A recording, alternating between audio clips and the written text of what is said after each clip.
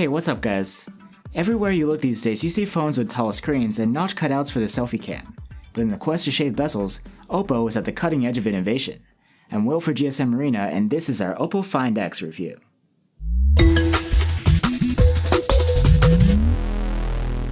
The first thing you notice about the OPPO Find X is its stunning design. Glass phones with tall screens aren't too out of the ordinary these days, but nobody's doing it quite like OPPO. The color scheme is either Bordeaux red or Glacier blue, and both are quite eye-catching. The hue gets brighter and more intense towards the thin aluminum edges, which are also painted. This phone is curvy. The rounded corners and sloping sides reflect light from different angles, giving a crystalline appearance. You may notice something's missing on the back, the rear camera setup. It's all hiding inside of OPPO's signature slide-out module near the top.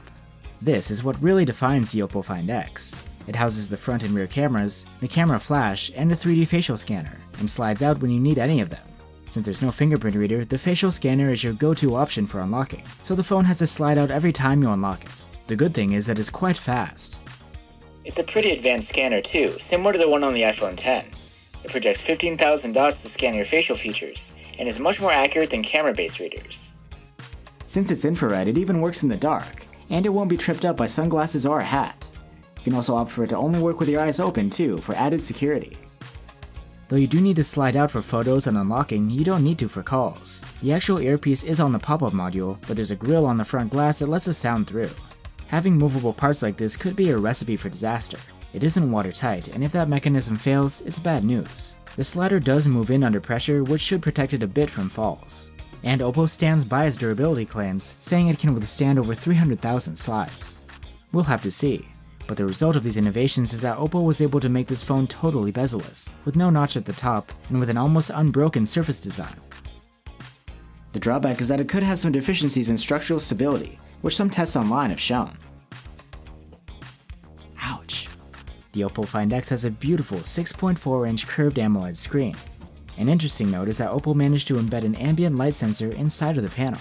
OPPO calls it a panoramic arc display, in the same vein as Samsung's Infinity display. Even though it's only 1080p and 400 ppi, everything looks gorgeous and sharp, and you get those deep blacks typical of an AMOLED. Brightness is alright for an AMOLED at 430 nits, though it can't go any higher when you use it outdoors. Sunlight legibility is still excellent. Unlike Samsung, OPPO doesn't offer many display options. You can change white balance between warm, regular, and cold. But color representation is super accurate and conforms to the DCI-P3 color space. The OPPO Find X brings an always-on display, so you can check the time and see notifications at a glance.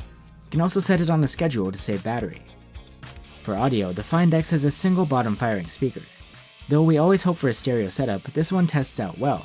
Loudness is very good and so is the quality, with good bass and rich sound.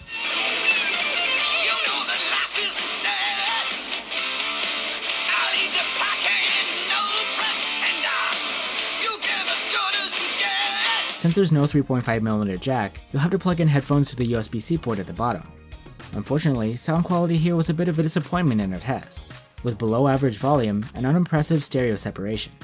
The OPPO Find X has dual SIM support, and the SIM tray is dual-sided. It's quite unusual. There is no card slot for expandable storage, so you have to make do with the onboard memory. Now on to the user interface. It's OPPO's ColorOS 5.1, based on Android 8.1 Oreo. It's quite far from stock Android with a lot of customizations. You can use the standard navigation bar or swipe gesture navigation. If you opt for gestures, there are plenty of configurations to choose from, but generally, swiping up from the middle acts like a home button, and swiping up elsewhere either opens the task switcher or brings you back. The Find X doesn't have an app drawer. Everything is kept on the home screen. Even though there are quite a few preloaded apps, the OS doesn't feel bloated. It's all well optimized and quite snappy.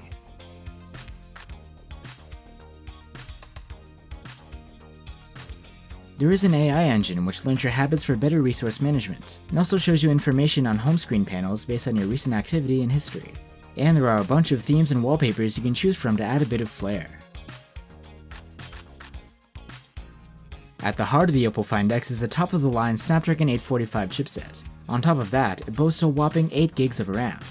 In benchmarks, it delivers a top-notch performance similar to other flagships in this class. Everything runs smooth and lag-free.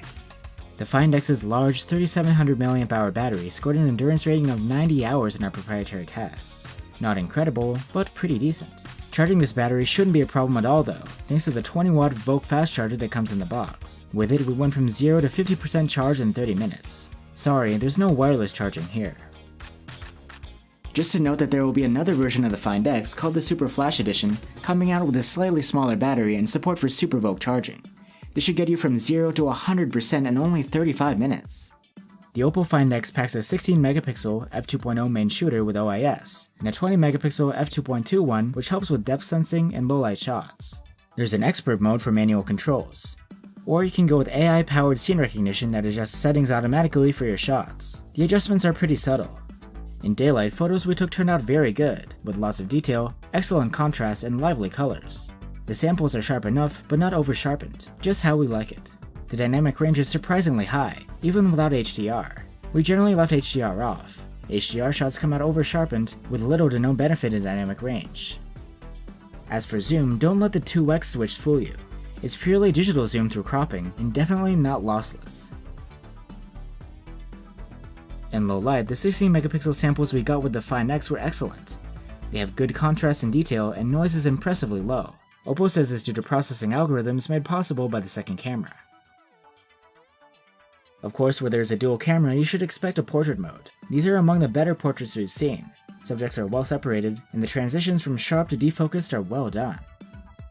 The selfie camera is 25 megapixels in f2.0, with fixed focus. It uses OPPO's 3HDR tech to create better HDR selfies, with the HDR effect applied in real time and visible on the viewfinder. The effect is excellent and a great image booster.